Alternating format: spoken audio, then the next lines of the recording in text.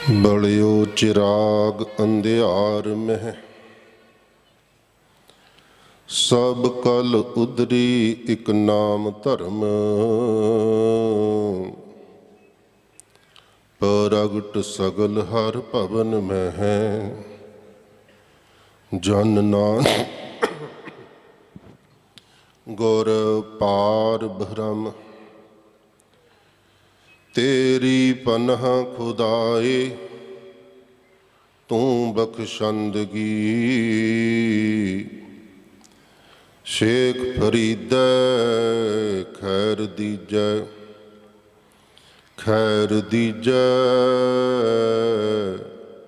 बंदगी।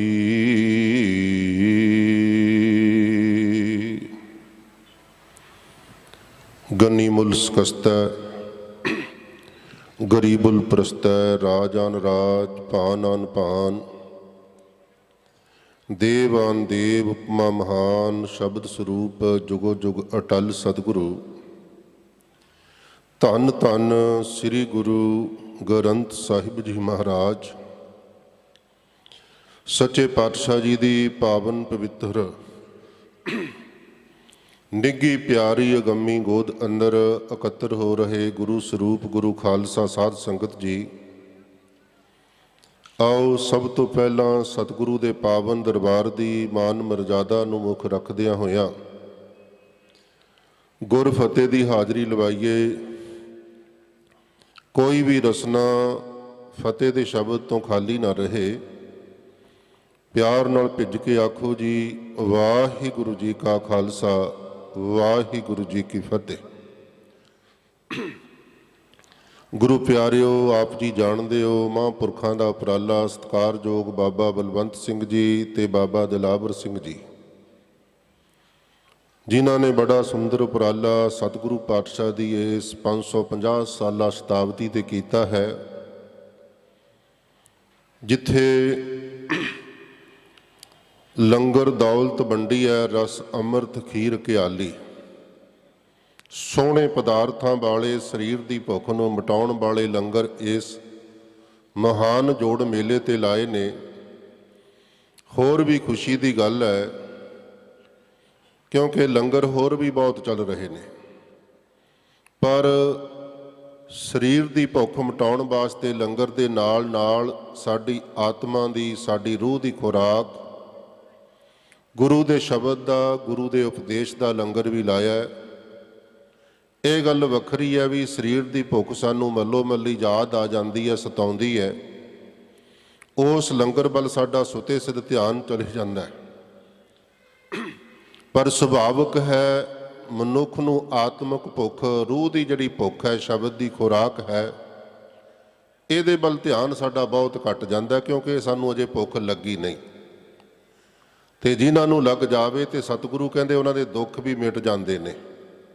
साचे नाम की लागै भूख, उत भूख है खाए चली है दूख। सो कुछ क मिनटां वास्ते महापुरखों का विशेष तौर पर हुक्म सी भी हाज़री जरूर भरनी है। आप दे दर्शन करन दा सुभाग पातशाह ने बख्शिश कीता है। गुरु प्यारिओ, मेरा दिल करिया भी मैं सतगुरु पातशाह के जीवन के विचों वो अध्याय आप नाल साझा करा जो अजे तक साडे जिहड़े सिख इतिहासकार जां भारतीय इतिहासकार कह लईए, जां ये कह लईए भी जिन्हां ने इतिहास गुरमुखी विच लिखिया जां उहदे उलथे इंग्लिश विच होए, उन्होंने जिहड़ा इतिहास लिखिया है ये कुछ घटनावां उहदे विच शामिल नहीं हो सकियां जां लिखिया नहीं जा सकियां। ते 20वीं सदी दे विच आके होई खोज के मुताबिक अरब देशों के विचों कुछ लिखतां सानू प्राप्त हो रही ने। 3 लिखतां फारसी दे विच मिल रही ने। तिन्हां दे मुसलमान वीर लिखारी ने, ते जिन्हां विचों 3 दे 3 ही गुरु साहब दे समकाली भी ने। ते केवल समकाली नहीं, ते गुरु प्यारिओ उन्होंने गुरु साहब की संगत भी माणी है, ते दर्शन भी कीते ने। उन्हां दी कलम ने जिहड़े अखर लिखे ने, मैं कोशिश करांगा कि उहदे विचों कुछ कह सकां। ते गुरमुख प्यारिओ, मैं जिक्र करा भी एक तो जिहड़ा बगदाद का दस्तगीर पीर होया ना, बड़ा प्रसिद्ध इतिहास है, साडा भाई गुरदास जी ने जिक्र किया है। वो दस्तगीर पीर ने अपनी बायोग्राफी लिखी है, स्वै जीवनी लिखी है।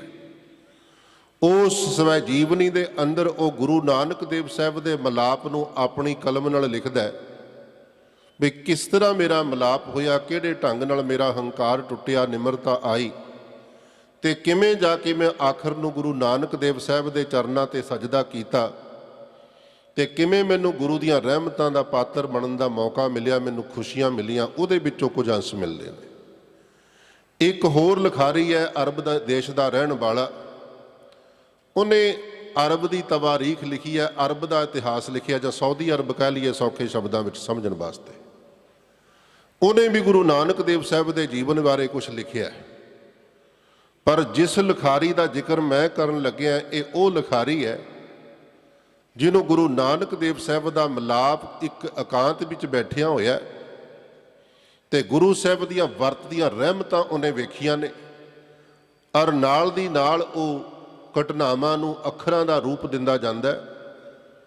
उन्हें सारा बरीकी विच लिखिया भी मक्के दे विच की कुछ मेरियां अखां दे सामने वापरिया, ते किस तरह जीवन नां दा जिहड़ा मुजवर है, जिन्हों मुजौर कहा जाता है, उन्हें किवें गुरु नानक देव साहब नूं लत्त तो पकड़ के घड़ीसिया, जां जो कुछ भी होया, जां किवें मक्का घुम्मिया, उन्हें अपनी कलम नाल अखीं दिखे हालात लिखे ने, ते किवें काजी रुकनदीन आउंदा ते किवें वो सब कुछ अगे वापरदा।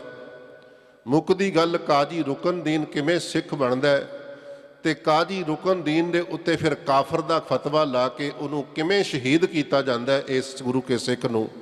ये सारा वर्ण उस लिखारी ने लिखिया है, ते उस लिखारी का नाम है ताजुद्दीन। ताजुद्दीन ने जिहड़ी लिखत गुरु नानक देव साहब के जीवन ते लिखी है, उस लिखत का नाम है गुरु प्यारिओ सहित्यो बाबा नानक फकीर। ये शब्द उन्हें टाइटल विच लए ने। सहित्यो बाबा नानक फकीर दे अंदर वो जिहड़ी गल लिख रहा है, मैं मक्के की गल इस करके नहीं शुरू करनी भी ये वास्ते समा थोड़ा वध चाहिए। मैं कोशिश करा सतगुरु कृपा करन, कल का शायद मैं वचन नहीं कराँगा, परसों शाम के दीवान विच फिर कोशिश करांगे इस स्थान पर हाज़री भरन दी, जे हो सकिया समा खुला होया स्टेज का तो उस दिन ये विचार भी साझी कर लवांगे। पर मैं अज एक थोड़े टाइम दे विच गल जिहड़ी पूरी हो सके गुरमुखो वो आप नाल नज़र कर लिया, साझी कर लिया। तो जदों गुरु नानक देव साहब जी महाराज काबे दे मंदिर की सारी घटना तो बाद काजी रुकनदीन दे सिख बनने तो बाद उन्होंने चरण पौल दे के गुरु प्यारिओ मक्के शहर तो थोड़ा बाहर बल निकलते हैं, तो एक कबर स्थान अपने ते ज़्यादातर आप मड़ियाँ शब्द वरतते हैं, शमशान घाट शब्द वरतते हैं जिथे संस्कार किया जाता है। इस्लामिक देशों के अंदर अक्सर इस तरह थां पर थां कब्रस्तान मिलते हैं। उस कब्रस्तान के अंदर गुरु प्यारिओ सतगुरु पातशाह ने डेरा किया है, कुछ दिनों वास्ते इत्थे रुके ने, ते गुरु नानक देव साहब के दर्शन दीदार करने वास्ते इलाके के लोग आ रहे ने। शरधा भावना इलाके विच पैदा हुई है। मक्का घूमण की चर्चा इथों तक हुई है भी दूर दुराडे तक गल्लां होईयां, ये भी आवाज़ उठी भी खुदा दे घर विच खुदा आ गया है। खुदा दे घर विच खुदा आया, उत्थे दो तरह की चर्चा हुई। कुछ लोग गुरु नानक देव साहब के श्रद्धालु बन गए, तो कुछ विरोधी ख्यालों वाले काफर के फतवे लाने वाले अपनी थां ते अपने कर्म जां अपने ढंग दे नाल प्रचार करन लगे।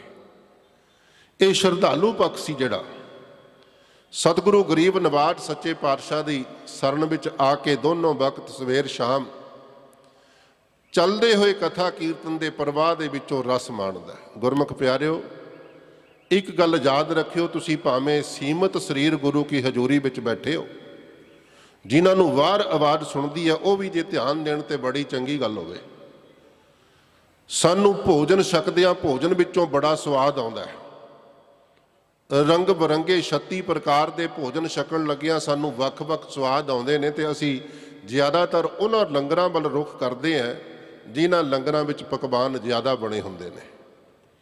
पर कुछ गुरमुख हुंदे ने जिन्हां नूं गुरु के शब्द विचों, गुरु के उपदेश विचों, कथा कीर्तन दे विचों रस आउंदा है। तुसीं वडभागे हो जिहड़े गुरु की हजूरी विच इह कथा कीर्तन का रस माण रहे हो।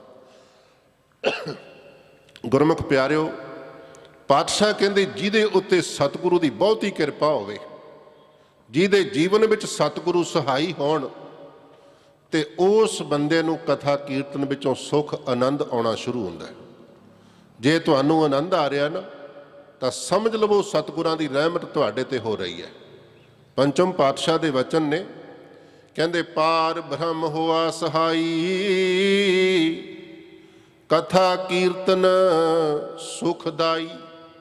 जदों सतगुरु सहाई हुंदे ने जिंदगी विच उदों कथा कीर्तन सुखदाई हुंदा है। ਉਹ ਸੰਗਤਾਂ ਨੂੰ ਵੀ ਹੁਣ कथा कीर्तन सुखदाई लगता है, आनंद आउंदा है। दोनों वक्त संगतां जुड़दियां ने।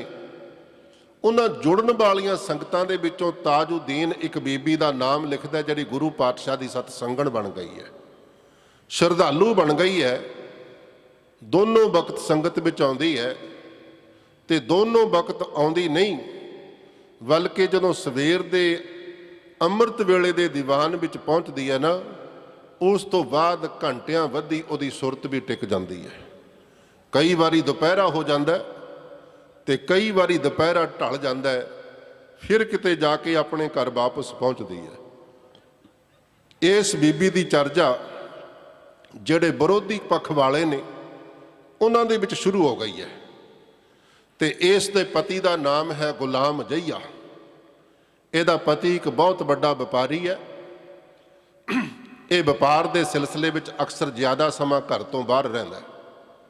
अपना टांडा लद के काफिला लैके नाल दे देशों तक भी जाता है। ये गुलाम जईया बाहर गया होया व्यापार के सिलसिले में, तो ये इधर गुरु नानक देव साहब की सतसंगण बन गई है। दूजे शब्दों में कह लीए भी सिੱਖੀ की सोझी इनू प्राप्त हो गई है। तो यदी लिव, यदा टका, यदी अनुभव की अवस्था बहुत उच्ची चले गई है। तो ताजुद्दीन लिखता है, कहता भी इन्नी सुरत यदी उच्ची जान लग पई, इनू वाहिगुरू दी दे दरगाही दर्शन सतगुरां दे हो रहे हैं।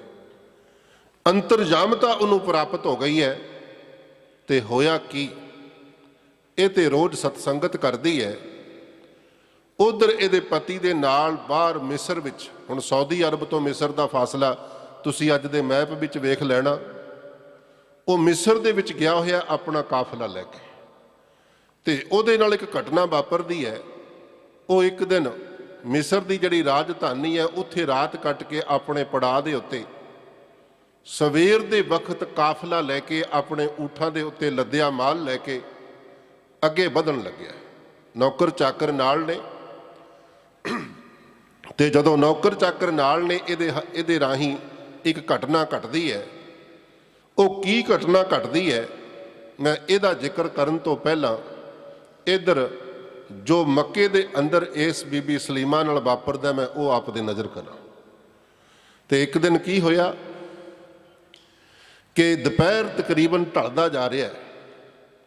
इहदा पति गुलाम जईया इहदे घर विच वापस आया। ये गुरु नानक देव साहब के अस्थान ते संगत विच है।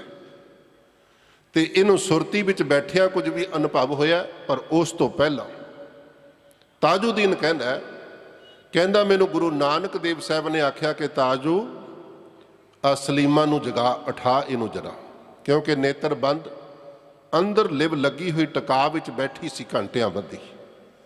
कहन लगे पातशाह कहंदे ताजुद्दीन सलीमा नू जगा, उठा इस नू। ते उन्हें कहंदा मैं गुरु पातशाह का हुक्म मन के आवाज़ मारी, पर उन्हें मेरी आवाज़ नहीं सुनी।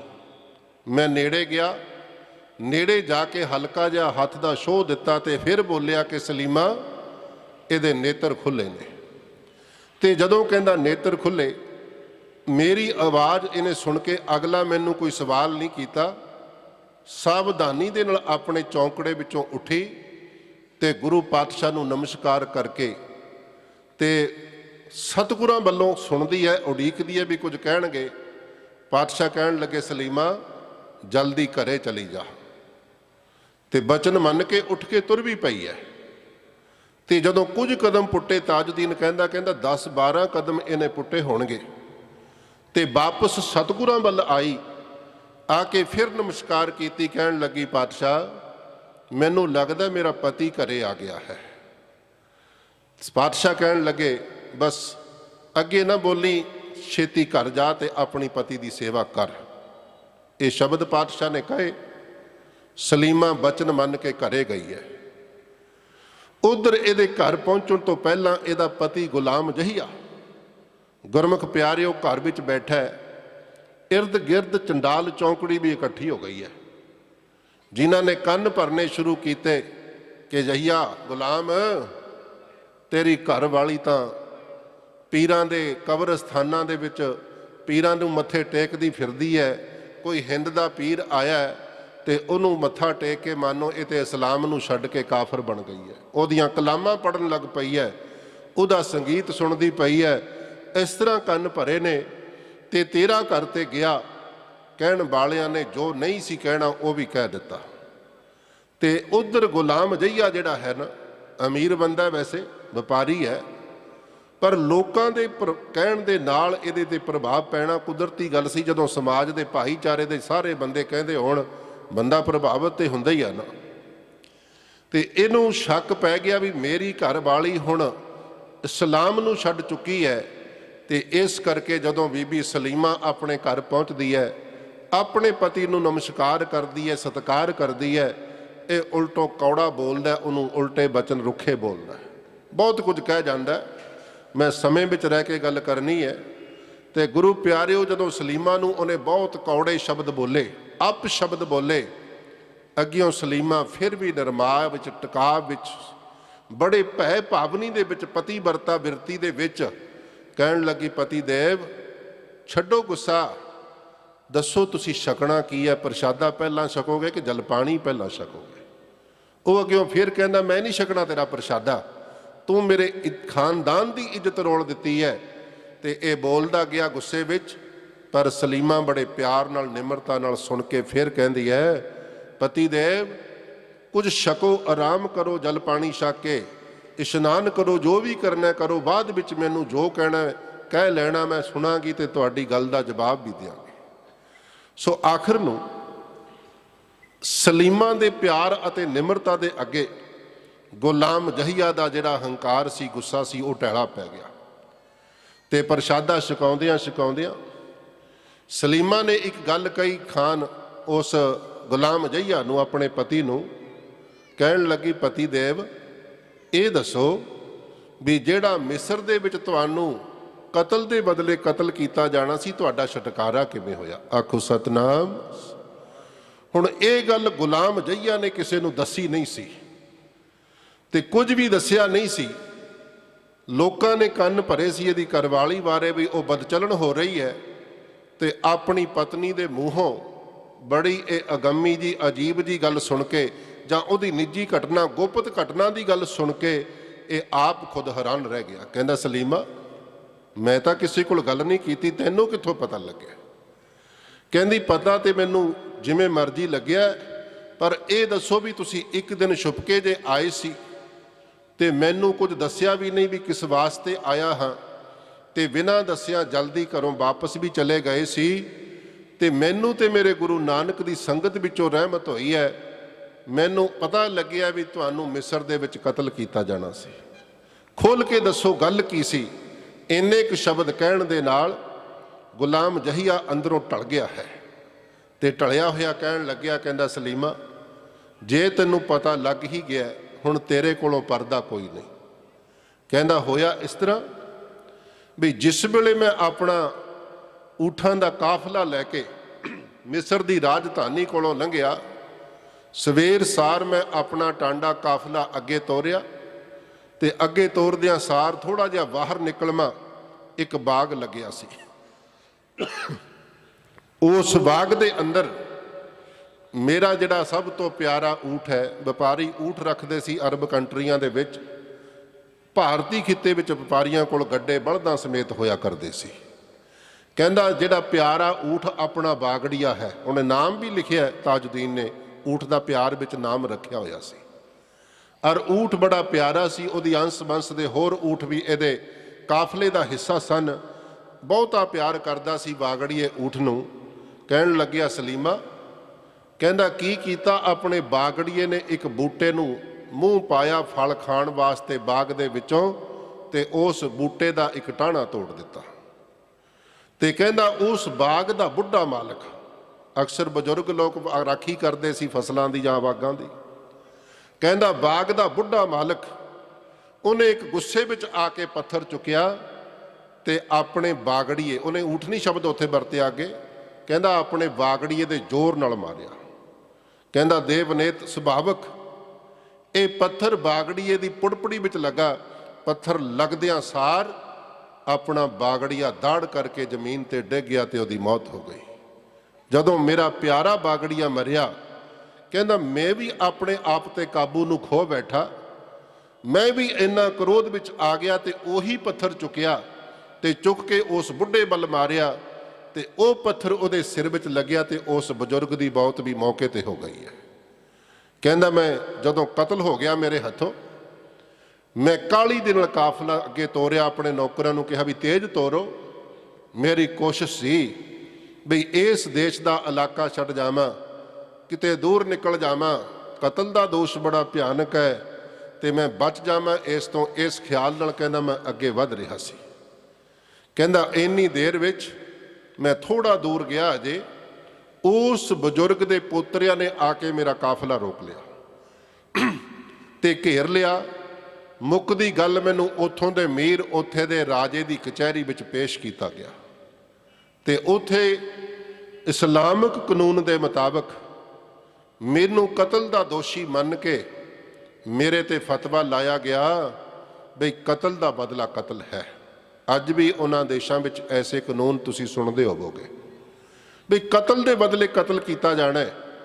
ਕਹਿੰਦਾ ਮੈਨੂੰ ਕਤਲ ਕਰਨ ਵਾਸਤੇ ਜਦੋਂ ਫਤਵਾ ਦਿੱਤਾ ਗਿਆ ਤੇ ਮੈਨੂੰ ਪੁੱਛਿਆ ਗਿਆ ਵੀ ਤੇਰਾ ਆਖਰੀ ਕੋਈ ਵਿਚਾਰ। ਕਹਿੰਦਾ ਮੈਂ ਆਖਿਆ ਜੀ ਮੈਂ ਇਸਲਾਮਿਕ ਕਾਨੂੰਨ ਨੂੰ ਸਮਝਦਾ ਹਾਂ ਔਰ ਮੰਨਦਾ ਵੀ ਹਾਂ। ਮੈਂ ਜੇ ਮੇਰੇ ਸਿਰ ਕਤਲ ਦਾ ਦੋਸ਼ ਹੈ ਤੇ ਮੈਨੂੰ ਕਤਲ ਕੀਤਾ ਜਾਣਾ ਬਦਲੇ ਵਿੱਚ, ਤੇ ਮੈਂ ਇਸ ਕਤਲ ਦੇ ਦੋਸ਼ ਨੂੰ ਸਵੀਕਾਰ ਕਰਕੇ ਕਤਲ ਹੋਣ ਵਾਸਤੇ ਵੀ ਤਿਆਰ ਹਾਂ। ਕਹਿੰਦਾ ਪਰ ਮੈਂ ਆਖਿਆ ਕਿ ਮੀਰ ਸਾਹਿਬ ਮੈਂ ਕਿਸੇ ਦੀ ਅਮਾਨਤ ਰੱਖ ਕੇ ਮਰਨਾ ਨਹੀਂ ਚਾਹੁੰਦਾ। ਪੁੱਛਿਆ ਵੀ ਗੱਲ ਕੀ? ਕਹਿੰਦਾ ਮੈਂ ਆਖਿਆ ਵੀ ਮੇਰੇ ਆਪਣੇ ਸ਼ਹਿਰ ਵਿੱਚ ਮੇਰੇ ਖਾਸ ਇੱਕ ਬੰਦੇ ਦਾ ਕੁਝ ਧਨ ਕੁਝ ਅਮਾਨਤ ਮੈਂ ਦੇਣੀ ਹੈ। ਉੱਥੇ ਦਰਮ ਸ਼ਬਦ ਵਰਤਿਆ। ਜਿਹੜੇ ਦੁਬਈ ਦੀ ਕਰੰਸੀ ਦਾ ਅੱਜ ਨਾਂ ਜਾਣਦੇ ਨੇ ਉਹਨਾਂ ਨੂੰ ਪਤਾ ਹੈ ਉੱਥੋਂ ਦੀ ਕਰੰਸੀ ਦਾ ਅੱਜ ਵੀ ਨਾਂ ਦਰਮ ਚੱਲਦਾ ਹੈ। ਕਹਿੰਦਾ ਮੈਂ 500 ਦਰਾਮ ਕਿਸੇ ਬੰਦੇ ਦਾ ਦੇਣਾ ਤੇ ਉਹ ਹੋਰ ਕਿਸੇ ਦੂਜੇ ਬੰਦੇ ਨੂੰ ਪਤਾ ਨਹੀਂ, ਤੇ ਮੈਨੂੰ 3 ਦਿਨ ਦੀ ਮੋਹਲਤ ਦੇ ਦਿੱਤੀ ਜਾਵੇ। ਮੈਂ ਜਾ ਕੇ ਆਪਣੇ ਸ਼ਹਿਰ ਵਿੱਚ ਉਸ ਅਮਾਨਤ ਨੂੰ ਉਸ ਬੰਦੇ ਦੇ ਹੱਥ ਦੇ ਆਵਾਂ ਤੇ ਮੈਂ ਉਸ ਦੋਸ਼ ਤੋਂ ਮੁਕਤ ਹੋ ਜਾਵਾਂ। ਮੈਨੂੰ ਦਰਗਾਹ ਵਿੱਚ ਉਹਦਾ ਲੇਖਾ ਨਾ ਦੇਣਾ ਪਵੇ ਤੇ ਮੈਂ ਵਾਪਸ ਆਵਾਂਗਾ ਤੇ ਮੈਨੂੰ ਕਤਲ ਕਰ ਦਿਓ। ਇਹ ਸ਼ਬਦ ਸੁਣ ਕੇ ਉਸ ਅਦਾਲਤ ਵਿੱਚੋਂ ਕਹਿੰਦਾ ਆਵਾਜ਼ਾਂ ਉੱਠੀਆਂ ਬਈ ਇਹ ਬੰਦਾ ਬਚਣ ਦੀ ਕੋਸ਼ਿਸ਼ ਕਰ ਰਿਹਾ ਹੈ, ਕੌਣ ਆਉਂਦਾ ਮੁੜ ਕੇ ਕਤਲ ਹੋਣ ਵਾਸਤੇ। ਤੇ ਉਸ ਵੇਲੇ ਕਹਿੰਦਾ ਮੈਨੂੰ ਰਾਜੇ ਨੇ ਆਖਿਆ ਬਈ ਤੂੰ ਵਾਪਸ ਨਹੀਂ ਆਉਣਾ, ਇਹ ਤੇ ਤੂੰ ਭੱਜਣ ਦੀ ਚਲਾਕੀ ਕਰ ਰਿਹਾ। ਤੇ ਕਹਿੰਦਾ ਜੀ ਮੈਂ ਚਲਾਕੀ ਕੋਈ ਨਹੀਂ ਕਰਦਾ, ਮੈਂ ਦੇਣਦਾਰ ਹੋ ਕੇ ਨਹੀਂ ਮਰਨਾ ਚਾਹੁੰਦਾ, ਮੈਂ ਤੇ ਇਸ ਕਰਕੇ ਮੋਹਲਤ ਚਾਹੁੰਦਾ ਵੀ ਮੈਂ ਇੱਕ ਵਾਰੀ ਅਮਾਨਤ ਵਾਪਸ ਦੇ ਦਿਆਂ। ਤੇ ਉਹਨਾਂ ਨੇ ਕਿਹਾ ਵੀ ਚਲੋ ਇੱਕ ਸ਼ਰਤ ਦੇ ਉੱਤੇ ਤੈਨੂੰ ਇੱਕ ਜ਼ਮਾਨਤ ਦੇ ਉੱਤੇ ਆਗਿਆ ਮਿਲੇਗੀ, ਆਪਣਾ ਕੋਈ ਜਾਮਨ ਦੇ ਤੇ ਜਿਹੜਾ ਤੇਰੀ ਥਾਂ ਤੇ ਜਾਮਨੀ ਦੇਵੇ, ਅਗਰ ਤੂੰ ਵਾਪਸ ਨਾ ਆਇਆ ਤੇ ਤੇਰੀ ਸਜ਼ਾ ਫਿਰ ਉਹਨੂੰ ਦਿੱਤੀ ਜਾਵੇਗੀ। ਅੱਜ ਕੱਲ੍ਹ ਵੀ ਅਦਾਲਤਾਂ ਜ਼ਮਾਨਤ ਦੇ ਆਧਾਰ ਤੇ ਛੱਡਿਆ ਕਰਦੀਆਂ ਨਾ ਮੁਜਰਮਾਂ। ਤੇ ਕਹਿੰਦਾ ਮੈਂ ਕਿਹਾ ਵੀ ਹਾਂ ਬਿਲਕੁਲ ਮੈਂ ਜ਼ਮਾਨਤ ਦੇਣ ਵਾਸਤੇ ਤਿਆਰ ਹਾਂ। ਤੇ ਕਹਿੰਦੇ ਤੇਰਾ ਕੋਈ ਵਾਕਫ? ਕਹਿੰਦਾ ਮੈਂ ਸੋਚਿਆ, ਚਾਰੇ ਪਾਸੇ ਇਕੱਠ ਵਿੱਚ ਨਜ਼ਰ ਘੁਮਾਈ ਤੇ ਉੱਥੇ ਪ੍ਰਦੇਸ਼ ਵਿੱਚ ਮੇਰਾ ਵਾਕਫ ਕੋਈ ਨਹੀਂ ਸੀ। ਤੇ ਮੈਂ ਸੋਚਾਂ ਵਿੱਚ ਪੈ ਗਿਆ ਵੀ ਇੱਥੇ ਜਾਣ ਦਾ ਕੋਈ ਨਹੀਂ ਤੇ ਮੇਰੀ ਜ਼ਮਾਨਤ ਕੌਣ ਦੇਵੇਗਾ। ਕਹਿੰਦਾ ਜਿਸ ਵੇਲੇ ਮੈਂ ਨਿਰਾਸ਼ ਮੁਦਰਾ ਦੇ ਵਿੱਚ ਸਾਰੇ ਇਕੱਠ ਵੱਲ ਫਿਰ ਤੋਂ ਨਜ਼ਰ ਮਾਰ ਕੇ ਵੇਖੀ, ਮੇਰੀ ਨਜ਼ਰ ਇੱਕ ਉਸ ਦਿਵ ਸਰੀਰ ਤੇ ਪਈ, ਬੜੀ ਪਵਿੱਤਰ ਰੂਹ ਤੇ ਪਈ, ਜਿਹਦਾ ਚਿਹਰਾ ਬੜਾ ਪਿਆਰ ਵਾਲਾ, ਟਿਕਾ ਵਾਲਾ ਹੈ ਤੇ ਚਿੱਟੀ ਦਸਤਾਰ ਸਿਰ ਤੇ ਸਜੀ ਹੈ। ਕਹਿੰਦਾ ਮੈਂ ਉਹ ਚਿਹਰੇ ਦੇ ਦਰਸ਼ਨ ਕੀਤੇ ਤੇ ਮੇਰਾ ਭਰੋਸਾ ਜਿਹਾ ਵੱਜ ਗਿਆ ਤੇ ਮੈਂ ਉਸੇ ਵੇਲੇ ਰਾਜੇ ਨੂੰ ਕਹਿ ਦਿੱਤਾ ਵੀ ਉਹ ਜਿਹੜੇ ਬਜ਼ੁਰਗ ਨੇ, ਉਹ ਜਿਹੜੇ ਸੱਜਣ ਨੇ, ਉਹ ਮੇਰੀ ਜ਼ਮਾਨਤ ਦੇ ਦੇਣਗੇ। ਕਹਿੰਦਾ ਬਿਨਾਂ ਦੇਰ ਕੀਤਿਆਂ ਉਸ ਬਜ਼ੁਰਗ ਨੇ, ਉਹ ਚਿੱਟੇ ਕੱਪੜਿਆਂ ਵਾਲੇ, ਚਿੱਟੀ ਦਸਤਾਰ ਵਾਲੇ ਨੇ, ਅੱਗੇ ਹੋ ਕੇ ਬਿਨਾਂ ਦੇਰ ਕੀਤਿਆਂ ਮੇਰੀ ਜ਼ਮਾਨਤ ਦੇ ਦਿੱਤੀ ਹੈ। ਕਹਿੰਦਾ 3 ਦਿਨ ਦੀ ਮੋਹਲਤ ਮਿਲੀ ਸੀ ਤੇ ਮੈਂ ਬੜੀ ਕਾਹਲੀ ਦੇ ਨਾਲ ਆਇਆ, ਮੇਰੇ ਕੋਲ ਸਮਾਂ ਨਹੀਂ ਸੀ, ਮੈਂ ਜਲਦੀ ਵਾਪਸ ਜਾਣਾ ਸੀ। ਤੇ ਸਲੀਮਾ, ਜਿਹੜੀ ਤੂੰ ਗੱਲ ਕਰਦੀ ਹੈ ਵੀ ਬੜੀ ਜਲਦੀ ਆ ਕੇ ਮੁੜਿਆ ਸੀ ਨਾ, ਉਸ ਦਿਨ ਮੈਂ 500 ਦਰਾਮ ਆਪਣੇ ਇਸ ਦੱਬੇ ਹੋਏ ਖਜ਼ਾਨੇ ਵਿੱਚੋਂ ਪੁੱਟ ਕੇ ਆਪਣੇ ਉਸ ਰਿਸ਼ਤੇ ਵਿੱਚ ਲੱਗਦੇ ਭਤੀਜੇ ਨੂੰ ਜਿਹਦਾ ਦੇਣਾ ਸੀ, ਮੈਂ ਵਾਪਸ ਦਿੱਤਾ ਤੇ ਜਲਦੀ ਨਾਲ ਵਾਪਸ ਗਿਆ ਤਾਂ ਕਿ ਸਮੇਂ ਸਿਰ ਪਹੁੰਚ ਕੇ ਮੈਂ ਆਪਣੀ ਸਜ਼ਾ ਦਾ ਭਾਗੀਦਾਰ ਬਣਾ। ਮੇਰੀ ਥਾਂ ਤੇ ਮੇਰਾ ਜਾਮਨ ਕਿਤੇ ਮੇਰੀ ਸਜ਼ਾ ਨਾ ਉਸ ਨੂੰ ਭੁਗਤਣੀ ਪੈ ਜਾਵੇ। ਮੈਂ ਇਸ ਖਿਆਲ ਦੇ ਨਾਲ ਬੜੀ ਕਾਹਲੀ ਦੇ ਨਾਲ ਮਿਸਰ ਦੇ ਰਾਜੇ ਦੀ ਅਦਾਲਤ ਵਿੱਚ ਗਿਆ ਹਾਂ। ਤੇ ਜਦੋਂ ਕਹਿੰਦਾ ਮੈਂ ਅਦਾਲਤ ਵਿੱਚ ਗਿਆ, ਉਧਰ ਸਮਾਂ ਜਿਹੜਾ 3 ਦਿਨ ਦਾ ਸੀ ਪੂਰਾ ਹੋ ਚੁੱਕਿਆ ਸੀ। ਸਮੇਂ ਮੁਤਾਬਕ ਅਗਲਾ ਪਹਿਰ ਸ਼ੁਰੂ ਹੋ ਗਿਆ ਸੀ। ਜਿਸ ਵੇਲੇ ਕਹਿੰਦਾ ਮੈਂ ਅਦਾਲਤ ਵਿੱਚ ਪ੍ਰਵੇਸ਼ ਕੀਤਾ, ਉੱਥੇ ਚਰਚਾ ਸੀ ਵੀ ਤਾਜੁਦੀਨ ਨਹੀਂ ਆਵੇਗਾ, ਉਹ ਤੇ ਆਪਣਾ ਛੁਟਕਾਰਾ ਕਰਵਾ ਗਿਆ ਤੇ ਕਿਤੇ ਨਾ ਕਿਤੇ ਉਹਦਾ ਜਾਮਨ ਕਿੱਥੇ ਹੈ, ਜਾਮਨ ਦੀ ਖੋਜ ਹੋਈ। ਪੁੱਛਿਆ ਗਿਆ ਕਚਹਿਰੀ ਦੇ ਵਿੱਚ ਖੜੇ ਲੋਕਾਂ ਨੂੰ ਵੀ ਉਹਦੇ ਜਾਮਨ ਨੂੰ ਕੌਣ ਜਾਣਦਾ ਹੈ। ਕਹਿਣ ਲੱਗੇ ਜੀ ਉਸ ਦਿਨ ਵੇਖਿਆ ਸੀ, ਨਾ ਕਦੇ ਪਹਿਲਾਂ ਦਰਸ਼ਨ ਹੋਏ ਤੇ ਨਾ ਕਦੇ ਬਾਅਦ ਵਿੱਚ, ਪਹਿਲਾਂ ਦੇਖਿਆ ਕਦੇ ਨਹੀਂ। ਤੇ ਕਹਿੰਦੇ ਜਦੋਂ ਜਾਮਨ ਵੱਲ ਨਜ਼ਰ ਮਾਰੀ ਤੇ ਉਸੇ ਇਕੱਠ ਵਿੱਚ ਉਹੀ ਜਿਹੜਾ ਸਰੀਰ ਸੀ ਚਿੱਟੀ ਦਸਤਾਰ ਵਾਲਾ, ਤੇ ਉਹ ਸਾਹਮਣੇ ਆ ਗਿਆ। ਤੇ ਜਦੋਂ ਉਹ ਸਾਹਮਣੇ ਆਇਆ, ਕਹਿੰਦਾ ਉਸ ਵੇਲੇ ਉਹਨੇ ਜਦੋਂ ਆਖਿਆ ਵੀ ਹਾਂ ਮੈਂ ਜਾਮਨੀ ਦਿੱਤੀ ਸੀ ਤੇ ਉਹਦੀ ਮੁਜਰਮ ਦੀ ਥਾਂ ਤੇ ਮੈਂ ਖੁਦ ਅੱਜ ਕਤਲ ਹੋਣ ਵਾਸਤੇ ਤਿਆਰ ਹਾਂ, ਜੋ ਸਜ਼ਾ ਮੈਨੂੰ ਦੇ ਦਿਓ। ਕਹਿੰਦਾ ਇੰਨੇ ਕੁ ਸ਼ਬਦ ਉਸ ਨੇ ਕਹੇ ਸੀ ਤੇ ਉਹ ਸ਼ਬਦ ਕਹਿੰਦਿਆਂ ਸਾਰ ਮੈਂ ਕਚਹਿਰੀ ਵਿੱਚ ਪ੍ਰਵੇਸ਼ ਹੋਇਆ। ਮੈਂ ਜਾ ਕੇ ਆਪਣੇ ਆਪ ਨੂੰ ਪੇਸ਼ ਕਰ ਦਿੱਤਾ ਤੇ ਆਪਣੇ ਜਾਮਨ ਦੀ ਰਿਹਾਈ ਕਰਵਾਈ। ਆਖਿਆ ਜੀ ਮੈਂ ਪਹੁੰਚ ਚੁੱਕਿਆ ਹਾਂ, ਹੁਣ ਮੈਨੂੰ ਕਾਨੂੰਨ ਦੇ ਮੁਤਾਬਕ ਕਤਲ ਕਰ ਦਿੱਤਾ ਜਾਵੇ।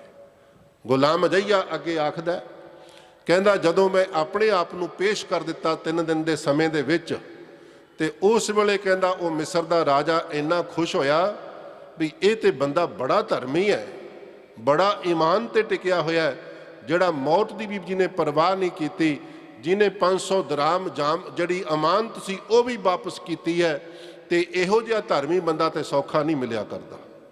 ਕਹਿੰਦਾ ਮੇਰੀ ਇਸ ਗੱਲ ਦੇ ਉੱਤੇ ਉਹ ਜਿਹੜਾ ਰਾਜਾ ਸੀ, ਮੀਰ ਸੀ, ਉਹ ਇੰਨਾ ਪ੍ਰਸੰਨ ਹੋ ਗਿਆ, ਉਹਨੇ ਮੈਨੂੰ ਰਿਹਾਈ ਦਾ ਹੁਕਮ ਦੇ ਦਿੱਤਾ।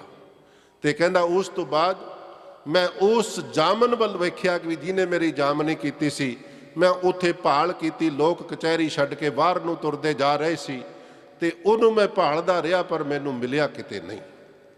ਤੇ ਮੈਂ ਹੁਣ ਵਾਪਸ ਆਇਆ ਹਾਂ ਤੇ ਜਿਹੜੀ ਗੱਲ ਤੂੰ ਪੁੱਛੀ ਸੀ ਵੀ ਕਤਲ ਦਾ ਬਦਲਾ, ਕਤਲ ਤੇ ਉਹ ਤੋਂ ਬਚਾ ਕਿਵੇਂ ਹੋਇਆ, ਮੇਰੀ ਕਹਾਣੀ ਤੇ ਇੰਨੀ ਕੁ ਹੈ, ਪਰ ਮੈਨੂੰ ਸਮਝ ਨਹੀਂ ਆਈ ਵੀ ਮੇਰੀ ਜਾਮਨੀ ਕਿਸ ਨੇ ਦਿੱਤੀ ਹੈ।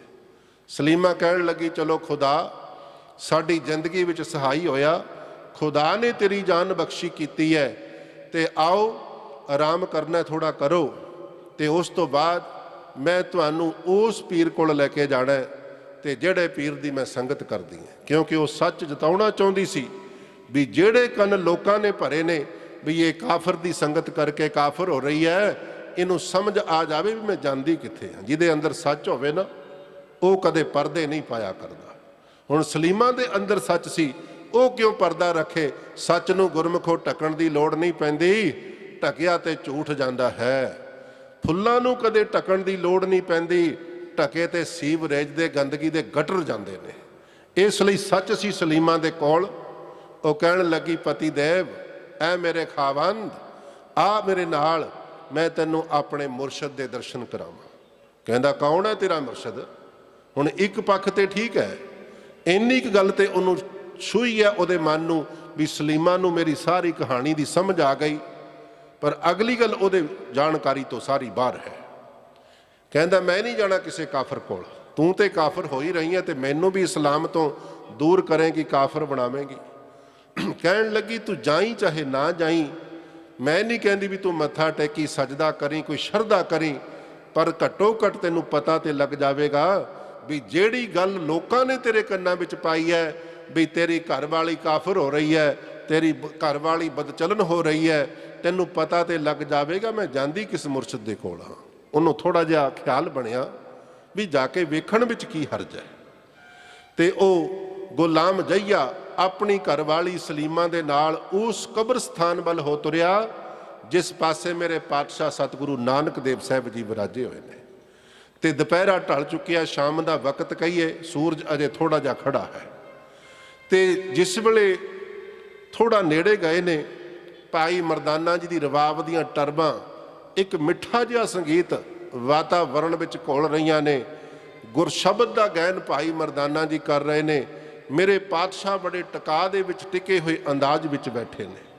ਭਾਈ ਮਰਦਾਨਾ ਜੀ ਮੋਰ ਦੇ ਖੰਭਾਂ ਵਾਲਾ ਚੌਰ ਕਰ ਰਹੇ ਨੇ। ਮੈਂ ਇੱਥੇ ਬੇਨਤੀ ਕਰਾਂ ਸੰਖੇਪ ਸ਼ਬਦਾਂ ਵਿੱਚ, ਆ ਸਾਡੇ ਵਾਲੇ ਲਾਣੇ ਨੇ ਤੇ ਰੱਦ ਹੀ ਕਰ ਦਿੱਤਾ ਵੀ ਭਾਈ ਬਾਲਾ ਹੋਇਆ ਹੀ ਕੋਈ ਨਹੀਂ।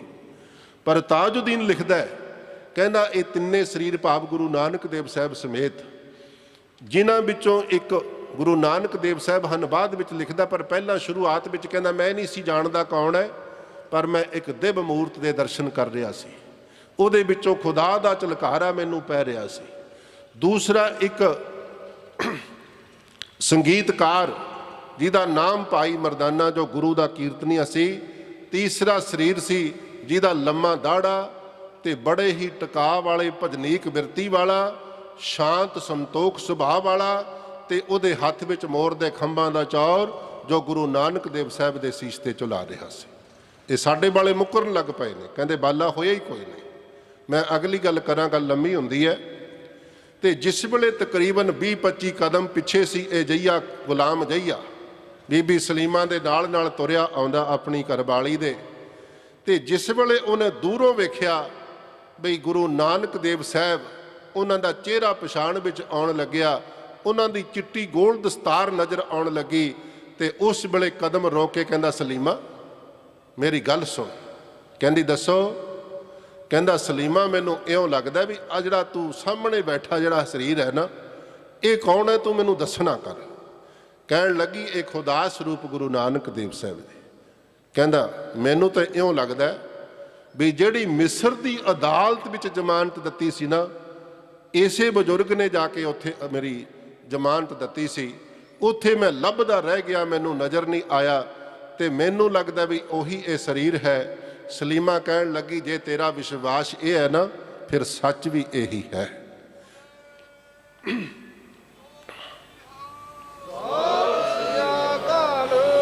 ਗੁਰਮੁਖੋ ਗੁਰਬਾਣੀ ਪੜ੍ਹਦੇ ਜ਼ਰੂਰ ਹਾਂ, ਭਰੋਸਾ ਕਿਸੇ ਵਿਰਲੇ ਦਾ ਬਣਦਾ, ਸ਼ੰਕਾਵਾਦੀ ਬਹੁਤੇ ਆ।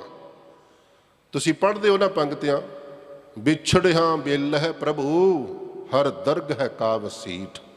ਦਰਗਾਹੀ ਵਿਚੋਲਾ ਜੇ ਕੋਈ ਹੈ ਉਹ ਸਤਿਗੁਰੂ ਹੈ, ਉਹ ਧੰਨ ਗੁਰੂ ਨਾਨਕ ਹੈ। ਤੇ ਕਹਿੰਦਾ ਇਹ ਤੇ ਉਹੀ ਹੈ ਜਿਹਨੇ ਮੇਰੀ ਜਾਮਨੀ ਦਿੱਤੀ ਹੈ। ਕਹਿੰਦੀ ਸੱਚ ਵੀ ਇਹੀ ਹੈ, ਕਿਉਂਕਿ ਉਹਨੂੰ ਵੀ ਅੰਤਰਜਾਮਤਾ ਹੋ ਚੁੱਕੀ ਸੀ। ਦੱਸਿਆ ਸਲੀਮਾ ਨੂੰ ਵੀ ਕਿਸੇ ਨੇ ਨਹੀਂ ਹੈ, ਇਹ ਨਹੀਂ ਵੀ ਗੁਰੂ ਸਾਹਿਬ ਨੇ ਕੋਈ ਗੱਲ ਕੀਤੀ ਹੈ। ਤੇ ਇਹ ਗੁਲਾਮ ਜਈਆ ਬੜੇ ਕਾਲੇ ਕਦਮਾਂ ਦੇ ਨਾਲ ਸਲੀਮਾ ਦੇ ਸਮੇਤ ਜਾ ਕੇ ਗੁਰੂ ਚਰਨਾਂ ਤੇ ਡਿੱਗਿਆ। ਤੇ ਗੁਰੂ ਪਿਆਰਿਓ, ਤੇ ਇੰਨਾ ਗਦਗਦ ਹੋ ਗਿਆ, ਨਿਹਾਲ ਹੋ ਗਿਆ, ਇਹ ਉਸੇ ਦਿਨ ਤੋਂ ਸਤਿਗੁਰੂ ਨਾਨਕ ਦੇਵ ਸਾਹਿਬ ਦਾ ਸਿੱਖ ਹੋਇਆ ਹੈ। ਸੋ ਮੈਂ ਗੱਲ ਇੰਨੀ ਕੇ ਬੇਨਤੀ ਕਰੀ, ਅੱਜ ਸਮਾਂ ਮੇਰਾ ਖਿਆਲ 2-4 ਮਿੰਟ ਉੱਪਰ ਵੀ ਗਿਆ, ਵੀ ਸਤਿਗੁਰੂ ਨਾਨਕ ਦੇਵ ਸਾਹਿਬ ਮਹਾਰਾਜ ਐਵੇਂ ਕੋਈ ਸਧਾਰਨ, ਕਈ ਕਹਿੰਦੇ ਜੀ ਗੁਰੂ ਨਾਨਕ ਦੇਵ ਸਾਹਿਬ ਇੱਕ ਫਿਲਾਸਫਰ ਸੀ, ਇਹ ਕਹਿ ਕੇ ਅਸੀਂ ਉਹਨਾਂ ਦੀ ਤੋਹੀਨ ਕਰ ਰਹੇ ਹਾਂ, ਦਾਰਸ਼ਨਿਕ ਕਹਿ ਕੇ ਉਹਨਾਂ ਦੀ ਤੋਹੀਨ ਕਰ ਰਹੇ ਹਾਂ। ਤੇ ਗੁਰਮੁਖ ਪਿਆਰਿਓ, ਕਈ ਤੇ ਇਹ ਵੀ ਕਹਿੰਦੇ ਨੇ ਵੀ ਗੁਰੂ ਨਾਨਕ ਦੇਵ ਸਾਹਿਬ ਇੱਕ ਵਿਅਕਤੀ ਸਨ।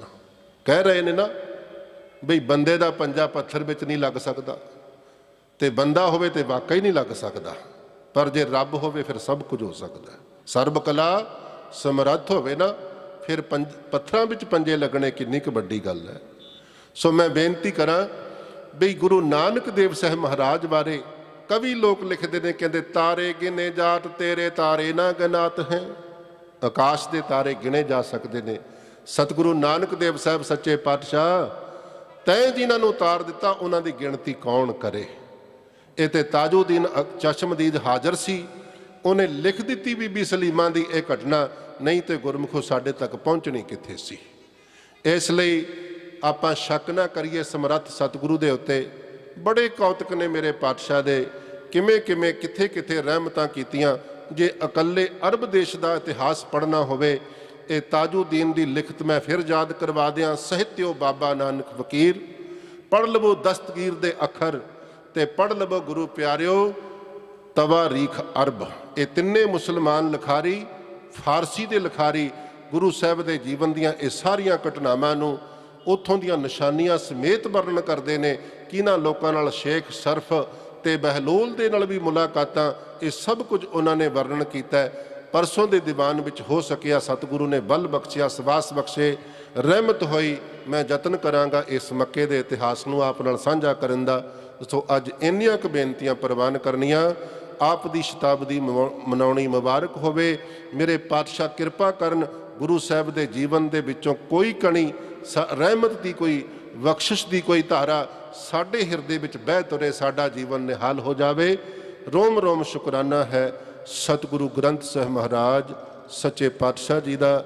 ਧੰਨਵਾਦ ਹੈ ਆਪ ਸਰਬ ਸੰਗਤਾਂ ਦਾ, ਮਹਾਂਪੁਰਖਾਂ ਦਾ, ਸਤਿਕਾਰਯੋਗ ਬਾਬਾ ਬਲਵੰਤ ਸਿੰਘ ਜੀ ਤੇ ਬਾਬਾ ਦਿਲਾਵਰ ਸਿੰਘ ਜੀ, ਜਿਨ੍ਹਾਂ ਦੇ ਪ੍ਰਬੰਧ ਹੇਠਾਂ ਇੰਨੇ ਸੁੰਦਰ ਇਹ ਸਮਾਗਮ ਚੱਲ ਰਹੇ ਨੇ। ਬਹੁਤ ਬਹੁਤ ਧੰਨਵਾਦ। ਆਓ ਅਸੀਸ ਬਖਸ਼ਿਸ਼ ਕਰੋ ਜੀ। ਦੇਹੋ ਸੱਜਣ ਅਸੀਸੜੀਆਂ, ਜਿਉ ਹੋਵੇ ਸਹਿਬ ਸਿਓ ਮੇਲ। ਬੁਲਾਓ ਫਤਿਹ। ਵਾਹਿਗੁਰੂ ਜੀ ਕਾ ਖਾਲਸਾ, ਵਾਹਿਗੁਰੂ ਜੀ ਕੀ ਫਤਿਹ।